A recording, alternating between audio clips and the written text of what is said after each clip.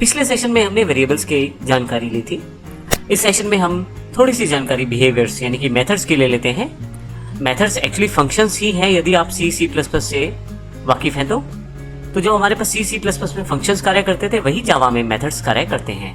Exactly methods है क्या? एक सेट ऑफ इंस्ट्रक्शंस है जिसमें हम अपना कोई भी कार्य करवा सकते हैं जावा में।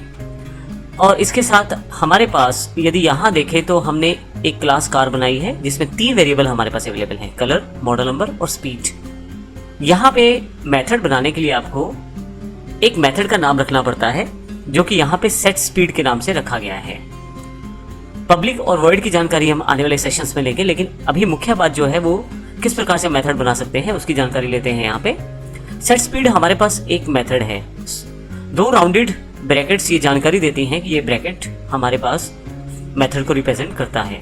उसके पश्चात एक कर्ली ब्रेसेस ओपन और एक कर्ली ब्रेसेस क्लोज, इसके बीच में जो भी कोड आप डालेंगे वो कोड एग्जीक्यूट होगा उस मेथड के द्वारा।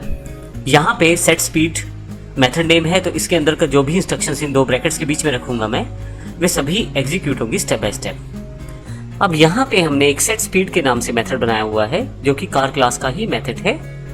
अभी हम इसकी टेक्निकल डिटेल्स में नहीं जाएंगे, अभी केवल हम ये ध्यान रखेंगे कि सेट स्पीड नाम का ये मेथड हमारे पास अवेलेबल है जिसमें ऑलरेडी हम गिवन स्पीड का एक पैरामीटर पास कर रहे हैं। जो भी स्पीड हम इसे देंगे वो गिवन स्पीड में स्टोर होगी और वही अल्टीमेटली क्लास के इस वेरिएबल स्पीड में स्टोर होगी। तो इस तरह से जो भी ऑब्जेक्ट इसको कॉल करेगा उसकी स्पीड सेट स्पीड के द्वारा डिफाइन की जा सकती है। तो आइए नीचे की तरफ देखते हैं। हमारे पास ऑब्जेक्ट नैनो है। अब यहाँ पे हमने कार क्लास के साथ एक ऑब्जेक्ट नैनो बनाया है। नैनो में कलर का इंफॉर्मेशन स्टोर किया है डॉट के साथ, नैनो डॉट कलर। इसी तरह से मॉडल नंबर, और यदि हमें किसी मेथड को कॉल करना है तो नैनो डॉट सेट स्पीड। जैसे कि यहाँ पे डॉट लगाया है वेरिएबल कॉल करने के लिए, उसी प्रकार से डॉट लगाया है मेथड को कॉल करने के लिए। यहाँ बीच में मैं इंफॉर्मेशन प्रोवाइड कर देता हूँ। जो नैनो स्पीड सेट करना चाहता है 100, यही स्पीड गिवन स्पीड में जाएगी और यही गिवन स्पीड फिर से स्पीड को सेट करेगी। इसी तरह से मारुति जो हमारे पास दूसरा ऑब्जेक्ट है उसमें भी बेसिक इन्फॉर्मेशन को सेटअप करने के बाद यदि मैं मारुति डॉट सेट स्पीड कर दूं, यहाँ पे जो स्पीड सेट की गई है वो मेरे पास यहाँ पे इस मारुति की स्पीड को सेट करने की कोशिश की गई है।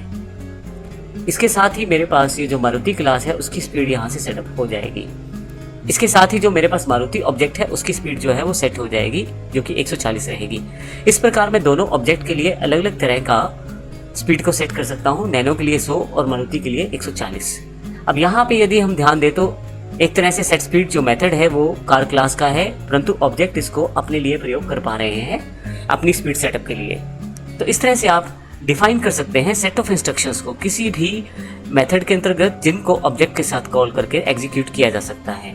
जैसे कि हमने केवल एक ही इंस्ट्रक्शन सेट रखा है यहाँ पे स्पीड को सेट करना, परंतु यहाँ इन दोनों ब्रैकेट्स के बीच में आप चाहें तो अलग अलग तरह का इंस्ट्रक्शंस को पास कर सकते हैं।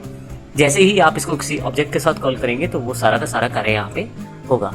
तो इस प्रकार हमने देखा कि मेथड्स को कॉल करके ऑब्जेक्ट अपने डेटा को इनिशियलाइज कर सकता है या अलग तरह से उस डेटा का प्रयोग कर सकता है और एक सेट ऑफ इंस्ट्रक्शन को एग्जीक्यूट करने के पश्चात जो भी वह कार्य चाहता है वो कार्य उस मेथड के द्वारा करवाया जा सकता है। अगले सेशन में हम अभी तक समझे हुए वेरिएबल्स और मेथड्स को डिटेल में समझना शुरू करेंगे ताकि हम इनको अच्छी तरह से प्रयोग कर पाएं जावा में। धन्यवाद।